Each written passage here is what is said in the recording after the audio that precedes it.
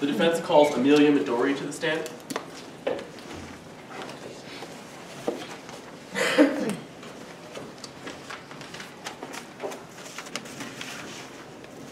May I proceed?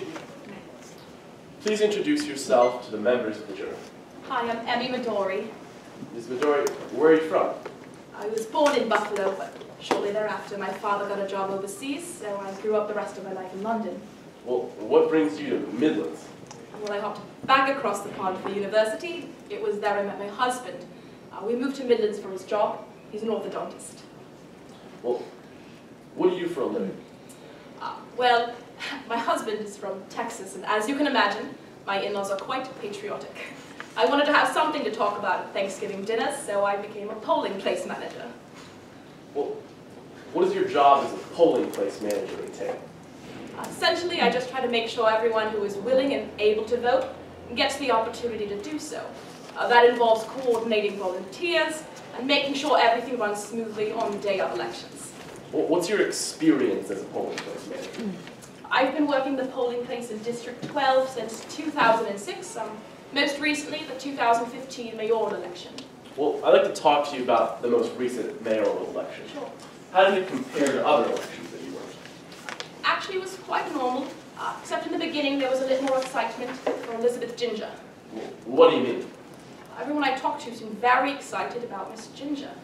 I was thrilled. I thought that would mean more people voting. Well, is that what happened? Unfortunately, as the election grew near, I talked to people and they said they were so confident that Miss Ginger would win. Objection, Your Honor, hearsay. Your Honor, may I respond?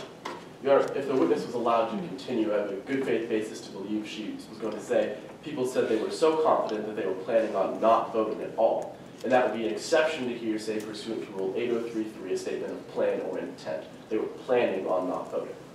Your Honor, these are out-of-court statements being used in court to prove the truth of the matter asserted, that these people were not going to vote. These are out-of-court statements being offered to prove the truth, and they're hearsay. May I respond, Your Honor? Your Honor, pursuant to Rule 8033, that is an exception to hearsay, plan or intent. Your Honor, they're trying to prove that these people did not vote, and that's what the statement is eliciting, that they were not going to vote. These are hearsay statements, Your Honor, and they are not admissible. Your statement saying, I'm not going to vote, is by definition a statement of plan or intent. They're planning not to vote. I'm going to allow the statements. Yes, Your Honor. Mr. Doyle, what did people say?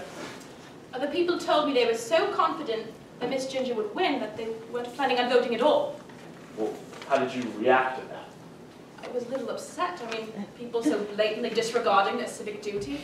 And so I decided to operate a little campaign of my own. Well, what did that campaign consist of? I operated a massive flyer campaign. I put them everywhere, and I even did a few spots on local radio advertisements. It's no BBC, but it'll do. Well, what was the effect of those campaigns?